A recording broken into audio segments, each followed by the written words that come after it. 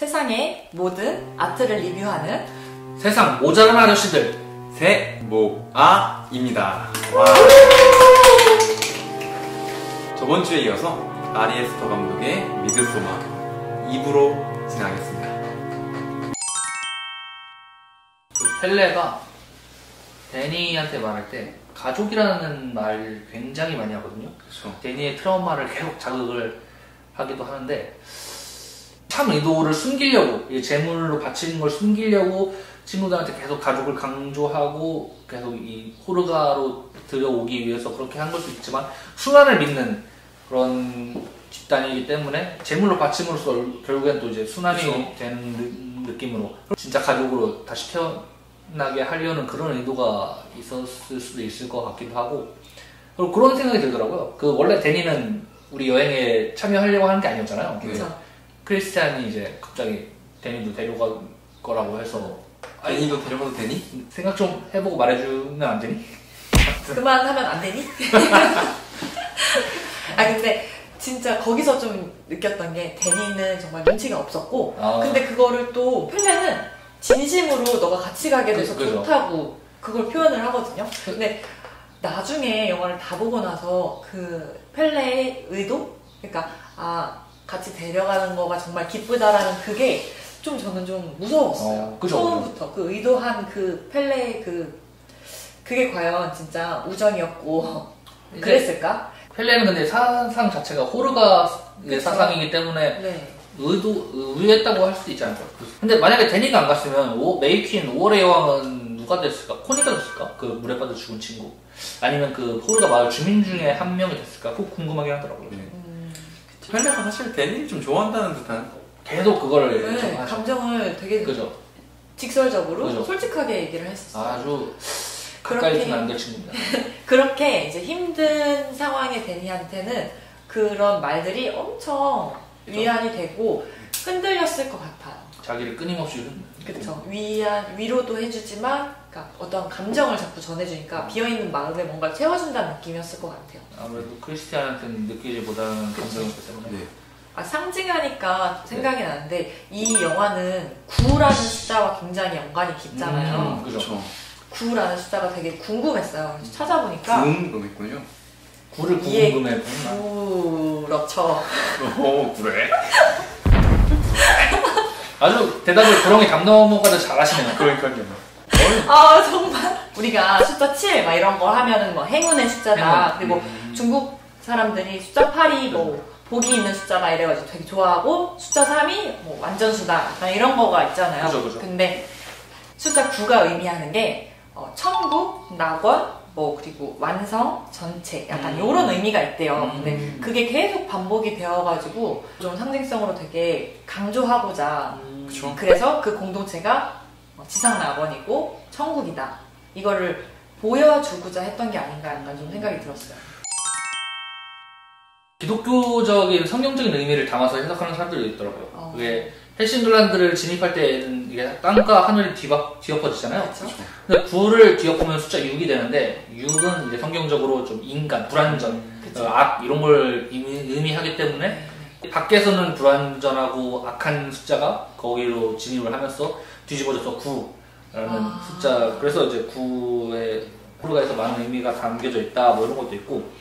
제물로 바쳐지는 사람들의 이름을 보면 뭐 사이몬, 시몬, 뭐 코니는 뭐 코니아. 그래서 그 기독교 성지 중에 하나인 지금 현 터키의 이고니온이라는 데인데, 그리고 마크도 마가, 조시는 여호수아, 크리스티안은 크리스천 뭐 이런 거고 주인공인 데니도 다니엘이 결국에는 그 집단에 동화돼 버리죠. 저 소름 돋았어요. 그 재물들은 불태워 버리니까 그런 의미도 있고, 그리고 절벽 의식 때는 두 노인이 뛰어내리잖아요. 그 전에 이제 식사를 하는데 그것도 최후의 만찬으로 보는 사람들도 있고, 뛰어내리는 장면도 팔을 벌려서 십자가 모양으로 뛰어내리더라고요. 그런 걸로 이제 기독 성경적인 의미로 해석하는 사람들도 있는데, 꼭 감독의 의도가 아니었더라도 근데 그런 절벽 의식이나 아니면 마지막에 불태우는 장면은 워낙에 그 임팩트가 강해서 숫자 6이 뒤집혀서 9가 됨으로써 낙원을 상징하게 된다.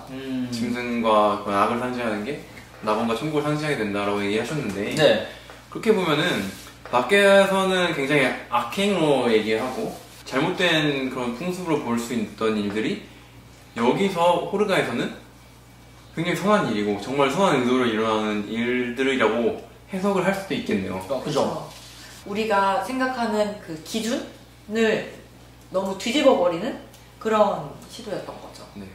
아무래도 서구권은 그 대부분 기독교 문화죠. 그리고 기독교 그렇죠. 문화가 전 세계적으로 많이 퍼져 있기도 하고. 근데 호르가에서는 거의 뒤집어지고 또 그걸 좀 부정하고 깨뜨리는 모습들, 뭐 불태운다거나 아니면 뭐 절벽에서 뛰어내리고 또 그걸 또 망치로 깨부수고 뭐 살짝 이런 것들이 보여지면서 그런 걸 깨려고 하는 거 그런 걸 느끼긴 했습니다. 그렇죠. 심지어 호르가에 십자가가 있잖아요. 그렇죠.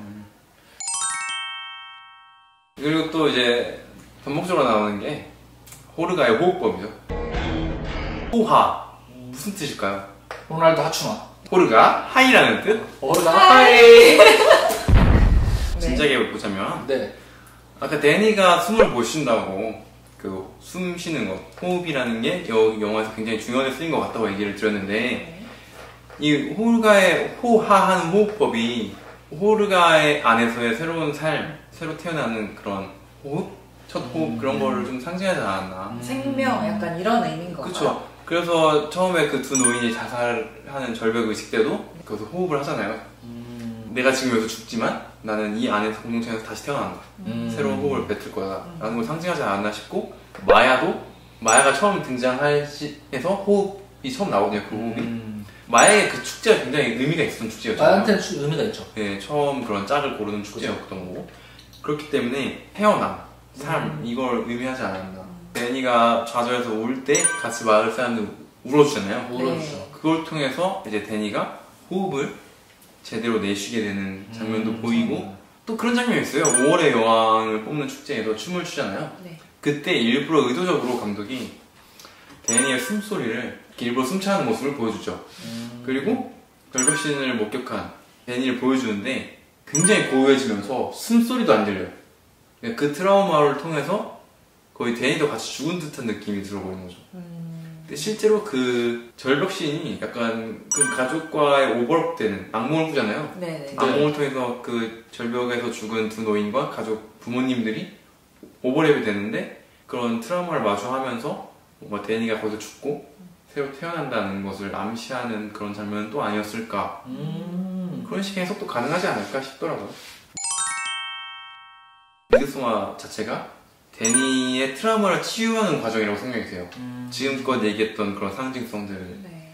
오, 힐링물이네요. 네, 뭐 예를 들어서 트라우마를 마주할 때는 뭐가 필요할까요? 거울이 필요하죠. 그리고 두 노인의 자살, 그리고 데니의 악몽을 보였을 때 그런 마주하는 과정이었다고 생각하고, 그 다음에 기존의 의존적 관계에 대한 단절. 네. 크리스티안과 친구들을 불태워버리죠. 그래서 그런 새로운 안식처, 그러니까 호르가에서의 교감과 동화의 과정을 통해서 새롭게 태어난 데니의 모습을 보여주지 않나 싶고, 그런 것도 찾음으로써 주체적인 결정을 하는 존재가 돼요. 맞아요. 네, 크리스티안을 주체적으로 선택하게 되는 그렇죠. 그런 존재로서 새롭게 태어난 호흡을 하는 호흡. 네, 그런 상징적인 것들이 다 그런 데니의 트라우마를 치료하는 과정을 상징하지 않았나 싶더라고요. 그래서 이 이후의 일을 좀 상상해보자면 왜냐면 네, 이 미드소마 영화 자체가 네. 9일의 축제 가운데 네. 4일까지만 다르잖아요. 네. 그 5일 남은 5일. 남은 5일 그리고 그 이후 어떻게 됐을까요? 일단 데니는 과연 살아남아서 호르가의 일원이 되었을까요? 펠레랑 이어지긴 했을 것 같아요. 왜냐면 펠레가 데니를 위로해주는 장면 옆에 그 장면에서 그림이 있는데 그 그림이 이제 금발 남성과 금발 여성이 사람들에게 둘러싸여서 관계를 맺는 그림이었어요. 그 이제 남과 여가 데니와 펠레를 상징하지 않았을까? 축제가 끝나고는 살아있는데 결국엔 죽었을 것 같아요. 5월의 여왕들을 보면은 사진들은 잔뜩 걸려있는데 야, 저 사람이 작년 5월의 여왕이야, 뭐 재작년 5월의 여왕이야, 이런 얘기들은 나오지 않았던 걸로 제가 기억을 하거든요. 결국엔 죽음을 당하지 않을까 싶긴 해요. 우선 데니가 상실을 먼저 하잖아요. 네. 그 다음에 가족에 대한 상실이 있잖아요. 네. 그 후에 가족을 다시 새로 얻었다라는 걸 감독이 말하고 싶은 것 같았어요. 그래서 이후에 그 일원이 될 것 같다라는 생각을 했거든요. 우선은 저는 이 펠레와의 관계가 영화에서 그렇게 와닿지 않았어. 그 둘의 그거를 그렇게 집중하지 않았던 것 같아요. 정말 오로지 데니에게만 좀 집중이 되어 있는 영화의 시선 자체가. 그래서 그냥 지나가는 한 인물 정도로만 전 펠레를 봤거든요. 그래서 그렇게 이어질 거라고 생각은 안 했었고요. 우선 그 안에서 여성들과의 그 데니가 유대관계를 맺게 되잖아요. 그런 것 때문에 이제 이 일원이 되어서 함께 공동체를 이제 구성하는 주요 멤버가 될 것 같다? 약간 이런 느낌을 받았어요. 마지막 이제 그 표정을 보고, 얘는 완전하게 이미 호르가 사람이 되었구나. 이런 느낌을 받아가지고 그냥 간단하게 그렇게 꼬아서 생각하지 않았던 것 같아요. 얘는 이제 호르가 사람이구나. 굉장히 다양한 관점으로 해석이 될 수가 있잖아요. 네. 뭐 어떤 사람에게는 힐링 영화다. 어떤 사람에게는 그냥 도어물이다. 어떤 사람은 그냥 컬트적인 요소를 담고 있다. 뭐 이렇게 보는데 어떤 관점으로 보셨나요?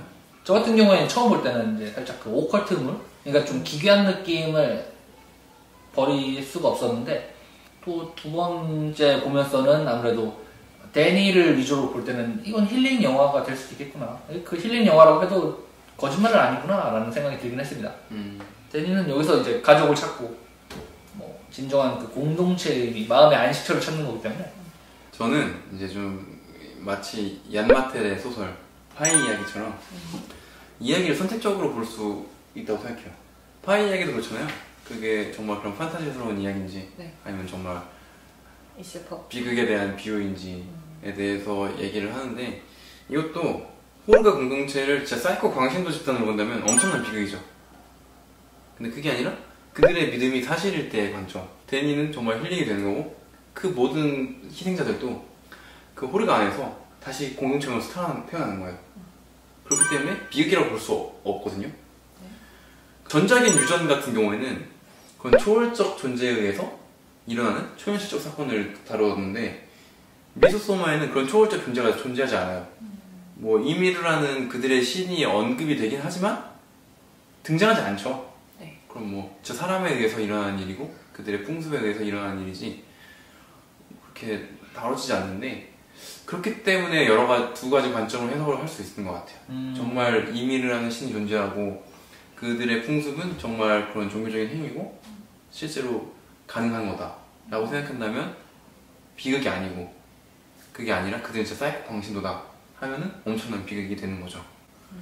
그래서 이런 것들을 약간 관계 해석에 맡긴 건 아닐까 싶더라고요. 이게 장르로서는 솔직히 요즘에 장르가 없어진, 장르의 그게 벽이 사라진다고들 하잖아요. 그렇죠. 한 영화 안에서 여러 가지 내용을 담는다고 하는데, 물론 오컬트적인 그런 요소들이 많기는 하지만 여러 가지 의미가 다 담겨 있다고 전 생각을 해요. 그래서 딱 어떤 거, 희극, 비극, 뭐 어떻게 보면 공포 이렇게 구분을 짓는 그런 영화가 아니라 그냥 보고 그냥 있는 그대로 재미없다. 정답. 그런 것들을 생각할 수 있는 것들을 그냥 던져준다. 약간 이런 의미로 그냥 가볍게 생각을 하면 될 것 같아요. 얘기하다 보니까 2부도 굉장히 길어지네요.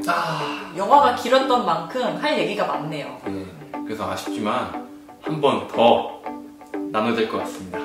오늘 미처 다루지 못한 내용은 다음 주에 3부로 더 풍성하게 돌아오도록 하겠습니다. 3부 내용이 궁금하시다면 구독과 좋아요, 알림 설정까지 부탁드릴게요.